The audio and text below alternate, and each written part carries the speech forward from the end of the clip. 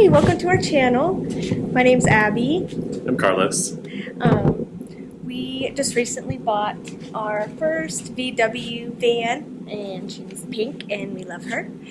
Our goal for the van is for her to be a camping van, so we want to travel to national parks and go camping. And also, this is our son's inheritance, and so we're making this channel to kind of show him all the upgrades that we do to the van, and then make the videos like informational and also like girly friendly, so that we can make our upgrades too. So Carlos is going to kind of explain like the specs of the van and everything like that. All right, so I'm gonna start off by talking a little bit about the van. It's a 1990 Volkswagen Type 2 van. You can call it a transporter, a combi. It's also known as a bay window or a late bay. The reason it can get kind of confusing is because this bus itself is from Mexico, and so they made this bus in the 90s, whereas the US made this bus in the 70s, 60s. And the ways that it's different than a regular Type 2 van is one of the biggest things you notice is the front grille. It's a black plastic. The reason for that is because there's actually a radiator back there, because this engine is water-cooled instead of air-cooled. We can go take a look at the engine in just a second. Like I was saying before, is this bus is from Mexico, so here you'll see the Caravelle name, I believe. I was doing some research, and I think it's the trim type. So they have the combi, they have the Caravelle, they have the like panel van. Just depends on what options the van came with. But yeah, we'll take a look at the engine.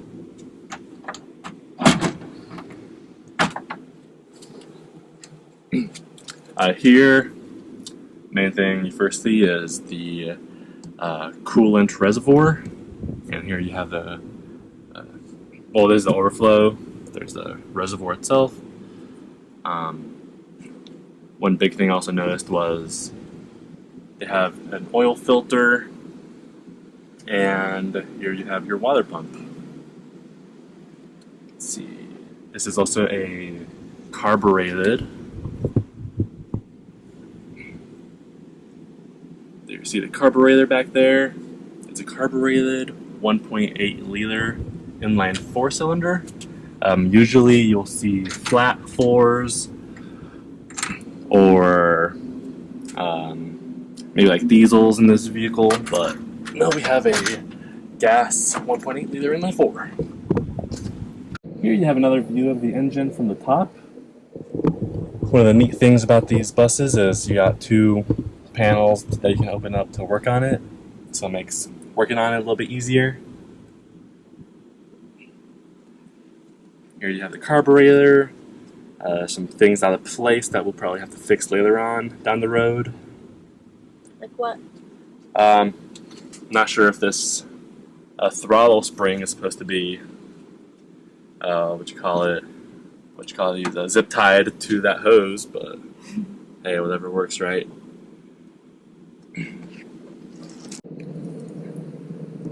One thing we do want to fix is this hose. You see it's been chewed through by this alternator pulley. Luckily, we haven't trimmed this van very much, and we'll have that on the list for things to repair.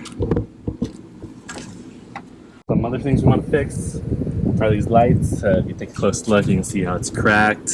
And it looks like somebody maybe tried to put some tape over it to hold it together.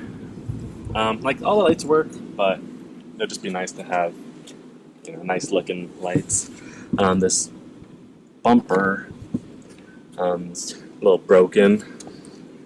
We want to fix that. We might be switching over to chrome, maybe not. We'll see, depending on how authentic we want to keep the van. Yeah, you can see the cool big chrome hubcaps on the wheels. The wheels are also pink, matching the color of the van. And we got some really cool roof racks. on top. You can slide them forward, backward, however you want to have them. It's really cool. Will help us on our journeys, our camping adventures. And then, yeah, we'll take a look inside the van. All right. So now that we're inside the van, we want to give you kind of a overview of what the van's condition is right now. That way we have a baseline of where we started with the van and then where we end up with the van. And, you know, you can track our progress throughout the whole series. To start off, maybe we can talk about the horn. So the horn is interesting. For the horn, just pushing the button on the steering wheel doesn't work. You have to flip this switch, which we found out through tracing the wiring from the horn. That's how you make it work. I want to change that because it's not very functional. It's not like very easy to use, where, you know, in the horn you want to use in an emergency. So we're just maybe try and switch it to a relay. Next up, let's see, maybe the windshield visors. Obviously you can see here it's missing one completely, and the passenger side, it's broken, won't stay in place. So we'll try and fix that. One thing we're kind of on the fence about is changing the mirrors. So the back to these mirrors is plastic, so we might be switching to a chrome mirror. Let us know what you think. Yeah, moving on to the handbrake. The handbrake works, but it doesn't work if you're like on a very steep hill. We have to carry chocks around. So right now we have it in gear, which you can't really tell, but it is in gear because the stick moves so much.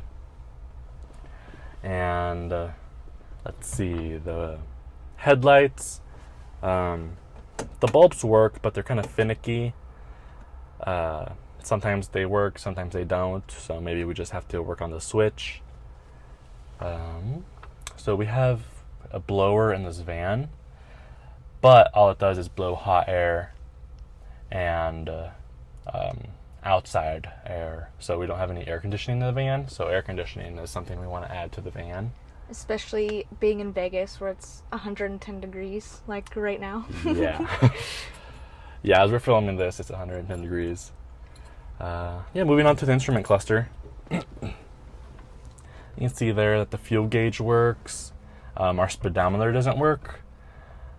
Over here on the right, we have a digital clock, or what's supposed to be a digital clock, but that doesn't turn on. And on the left side here, we have our coolant temperature gauge. That works, so we're good there. And yeah, we have our hazards. Those work just fine. Don't know what this button does. We'll try and figure that out. And oh yeah, our driver's side window. So this doesn't go all the way up. I won't do that on video to, you know, save your ears. But it does go about halfway. We'll do an episode about replacing some internal parts for the window. And again, that fixed. But yeah, I think the passenger side is all good. All right, so for our front seats, we have those quick release bench seats where they're not even bolted down or anything. So in a wreck or anything, you'll probably be flying somewhere. But that does give us easy access to storage down here in our brake fluid reservoir.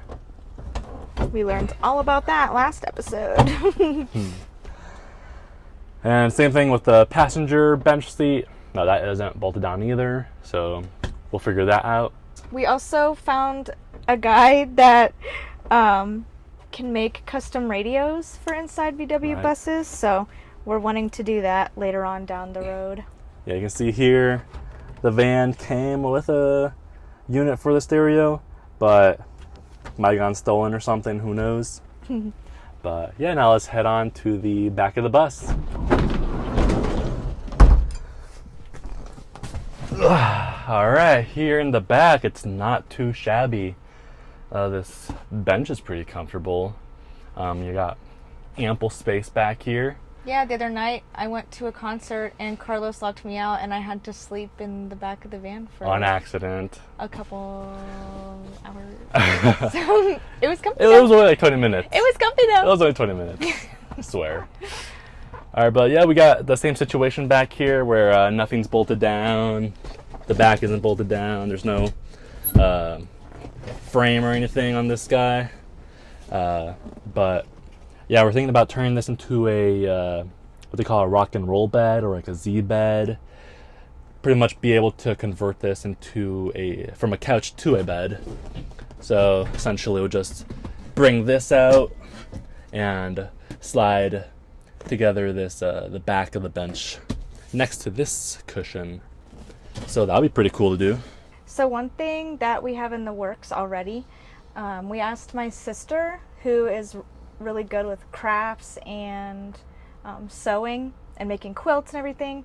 We asked her to make curtains for the van, and then I also asked her to like make little pom-poms on the bottom so it can be cute. But we're thinking of doing like cotton. We're not sure like what fabric to do, and we haven't found a color yet that matches the color of the van because we want it to be matching. But then we're also going to have blackout curtains like behind them that we can just put up when we're going to sleep or whenever we want to block out the heat or keep the heat in, whichever situation that we're in. We're also in the corner here thinking about adding like a fridge, like a mini fridge, and then we'll put a little grill on top, and then maybe adding some like cabinets for storage. If you've made it this far, thanks again for watching. We're really excited that you're here. So we had some suggestions. We're still kind of stuck on a name for the van. So drop in the comments what you think a good name for our van would be, and also if you think the black or chrome mirrors would look better. We need a little bit of help with that. And we're really excited that you're here to join us on our journey to convert our van to a camper van. Vote for Vanna Montana. Thank you. We'll see you next time. Bye. Bye.